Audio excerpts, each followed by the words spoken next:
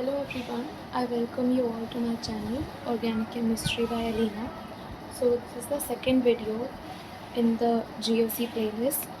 Alright, here we will just see shortly about the S character, about the percentage S character in different hybridizations that we have discussed so far. Alright, percentage S character in hybrid orbitals.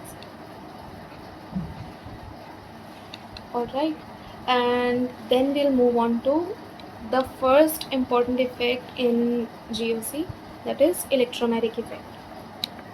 Alright, so now we have discussed three types of hybridizations, that is sp3, sp2 and sp. Now sp3 was formed by hybridizing 1s and 3p orbital, px, py and pz. Okay, or let us write only 3p orbitals. Okay, the sp2 hybridization or hybrid orbitals were formed by hybridizing 1s and 2p orbitals, and similarly sp was formed by hybridizing 1s and 1p orbitals. So if you see here, in an sp3 hybridization, 3p orbitals and 1s orbital were involved. Okay, so the sp3 resultant hybrid orbital will have more of p character than s character. More p character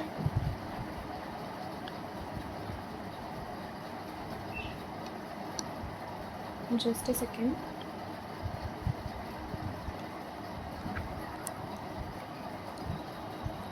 More p character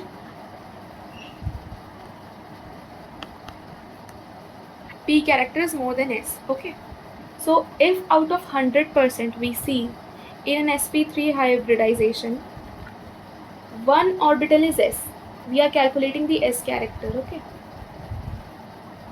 just a second, let me change the color of my pen. Okay, so in sp3 hybridization, if I calculate percentage s character, so how will I do? Number of s orbitals. How many s orbitals are there? One s orbital was involved, and total orbitals. Total hybrid orbitals are 4, and 4 orbitals were there. 1, 2, 3, 4. So 4 multiply by 100. Okay, this gives 0.25 into 100 or 25% s character.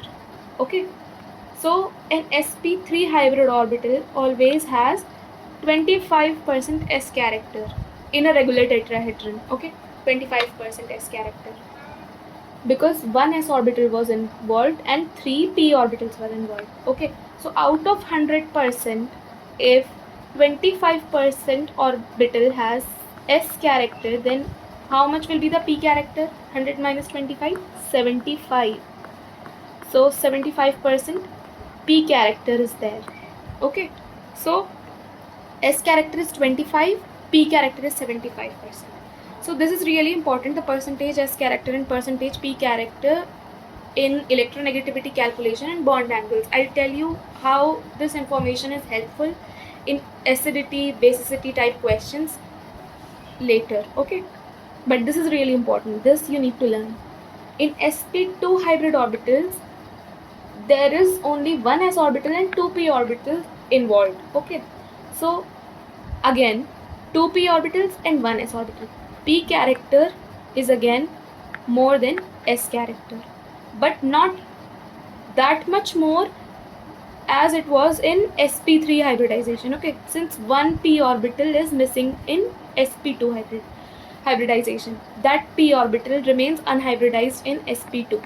Okay, in sp3 all orbitals undergo hybridization, right? So how much p character in sp2, how much s character in sp2 hybridization, percentage s character in sp2.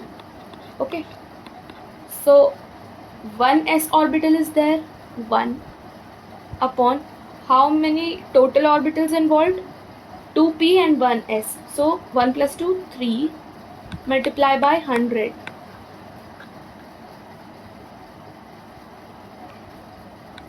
Okay, so the answer is 33% almost. Okay, so s character has increased in sp2 hybridization from 25% in sp3 to 33% in sp2.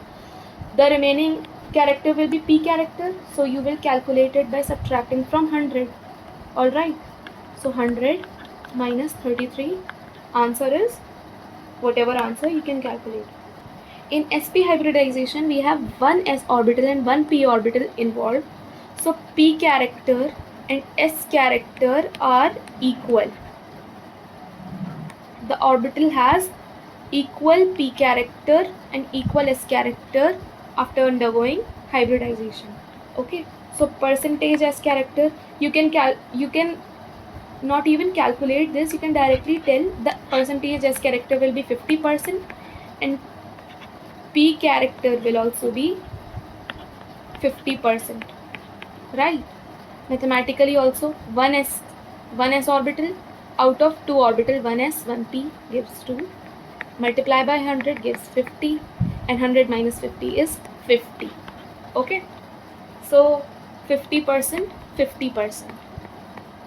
Okay, now why this information is important? Okay, this information is important because see, sp3 hybridization had tetrahedral geometry and bond angle of 109 degree 28 minutes. I'm talking about a regular tetrahedral, or let's say I'm talking about methane. Okay, in sp2 hybridization we had trigonal planar structure and bond angle of 120 degrees. Let's say I'm talking about C2H4. Alright, this is ethylene. In sp hybridization we have linear structure and a bond angle of 180 degrees. The example being acetylene C2H2. Alright, so in sp3 hybridization the S character was 25%. In sp2 hybridization the S character was 33%. In sp hybridization the S character was 50%. So there is a general outcome observed from many compounds, and it is a general outcome. This you can apply to many compounds, that as S character increases, bond angle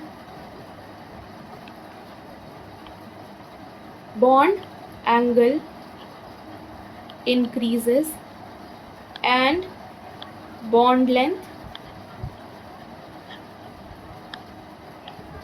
decreases. Alright, S character increases, bond angle increases and bond length decreases. So the more the S character, the more is the bond angle, the more is the S character, the less is the bond length. Alright, so CC sigma bond, I'm talking about. If I say, let's talk about CC bond length in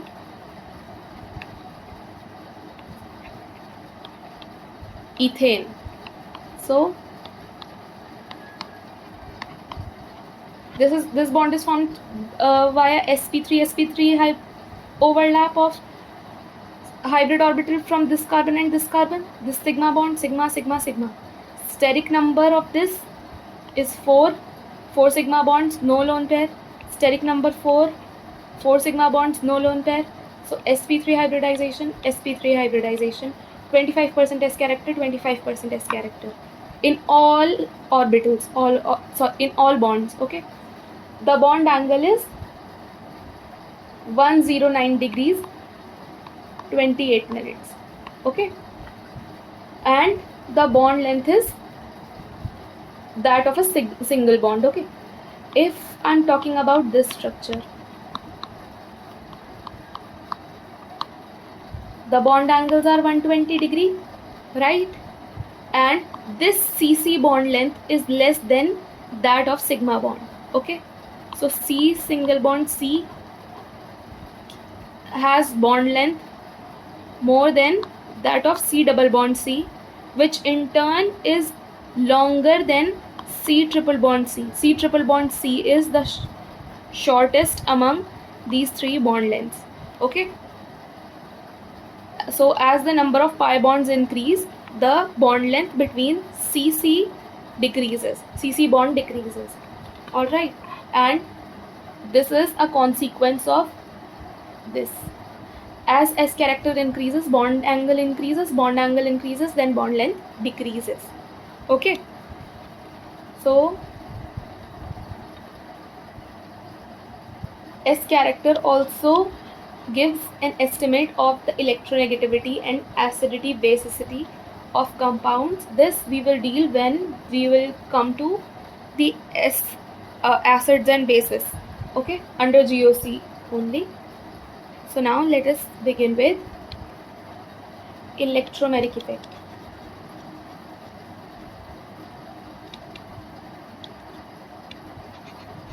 Hybridization, I have taken much time in hybridization because hybridization is a really basic concept. This you have been studying from +2 classes, but still there are people who have doubts in this topic. So it is important that you are familiar with concepts of hybridization before moving to the typical concepts. Okay, so electromeric effect is something which we will discuss under the major effects in GOC. So electromeric effect is a temporary effect. This you must remember. Temporary effect. It is not permanent. Okay. Electromeric effect is the temporary polarization of a pi bond. Temporary polarization of a pi bond when it is approached by a reagent. When it is approached by a reagent. Alright, so this electromeric effect comes into play only and only when a reagent approaches a pi bond. In absence of a reagent, this electromeric effect disappears. Alright, so let us see what we mean by the definition. Suppose we have a carbonyl compound. Alright, this is a typical carbonyl compound. This is a ketone. I have not drawn here anything. Here I have not written anything. So this means we have methyl groups here. Okay, if I don't write anything and leave this bond here as it is, this means we have a Me group or methyl group attached. Okay, so this is the ketone. Okay, this is what? Nothing but acetone. Alright, so if I say I expose acetone with a base, okay, I'm adding hydroxide ions in acetone, or I'm adding, let's say I have added NaOH in acetone. So what happens? OH is negatively charged. The pi bond in acetone is this, the CO bond. Okay, in CO bond we have one sigma bond and one pi bond. So the pi electrons are loosely bonded, right? They are loosely bonded. So these undergo polarization. Polarization means charge separation. Alright, charge separation. Separation of negative and positive charge. Okay, the negative goes to the electronegative atom, the positive goes to electropositive atom. Alright, so this is the carbonyl carbon, this is the carbonyl oxygen. This is the carbonyl group. Okay, when hydroxide approaches this carbonyl species, this carbonyl moiety, what happens? This pi bond gets polarized, and carbon being more electropositive than oxygen. Oxygen is one of the most electronegative elements in the periodic table. Oxygen takes the electrons of the pi bond to itself, leaves the carbon positively charged. So this is the temporary polarization of the carbonyl group when a negatively charged species is introduced in the medium. Alright. Suppose if instead of the nucleophile,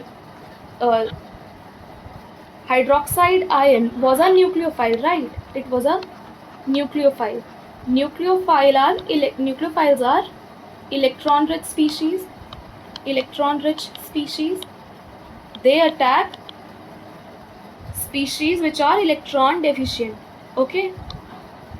Nucleophiles means nucleus loving. Okay. Nucleus loving means the species which love to attack the positive charged centers, or this nucleophile will tend to attack this carbon, not this oxygen, because here if it attacks, it cannot attack this oxygen because of electron repulsion, negative repulsion. Both these centers are electron rich, so they will not come in close vicinity to each other.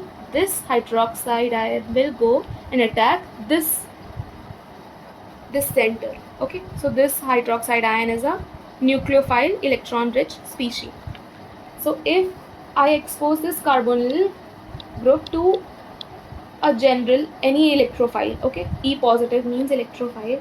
So in presence of even this reagent, this pi bond undergoes polarization, and O negative and positive, the polarization will always take place so that the negative charge goes to the more electronegative atom, the positive charge remains to the more electropositive atom. Okay, so oxygen gains the electrons of the pi bond, the carbon loses electrons to oxygen and gains a positive charge. Alright, so this happens because the electrophile was introduced in the medium. This is electromeric effect or temporary polarization of a pi bond in response to a reagent.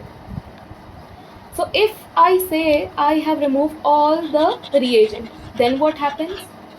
Electromeric effect diminishes and we are back to this stage.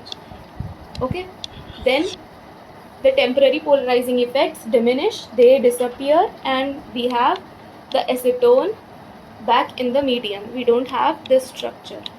Okay, we get this structure temporarily when a reagent approaches this. Okay, now this is what electromeric effect is. Now electromeric effect does not come into play only in case of carbonyls. It can also be expected to come into play in case of alkenes. Okay, suppose I have this olefin or alkene, okay, and I have a nucleophile approaching this. Okay, so this will polarize, this pi bond will polarize. This has one sigma bond and one pi bond. The pi electrons, since they are loosely bonded, only they will undergo polarization. Sigma electrons are strongly bonded, they will not undergo polarization. Alright, so this undergoes polarization and results in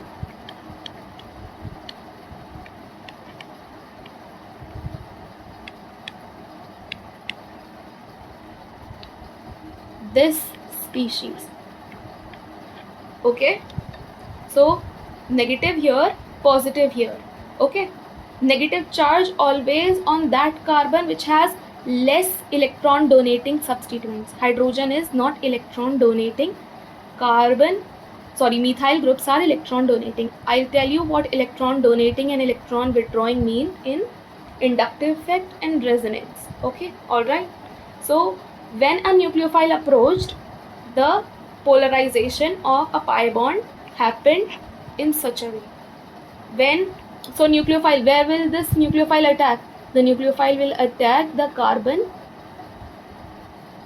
which is electron deficient or which carries a positive charge. It won't attack a negative charge because of electron repulsion. Alright, so this is also temporary polarization, electromagnetic effect. When I remove nucleophile from the medium, okay, when I remove the nucleophile from the medium, the charged species formed vanishes, it disappears, and again we have the olefin back. Okay, we have the olefin back in the medium just as it was introduced. Okay, like this. In presence of electrophile, again the polarization occurs and negative charge here, positive charge here. Now electrophile tends to attack where? The electrophile tends to attack here, the electron rich center. Electrophiles are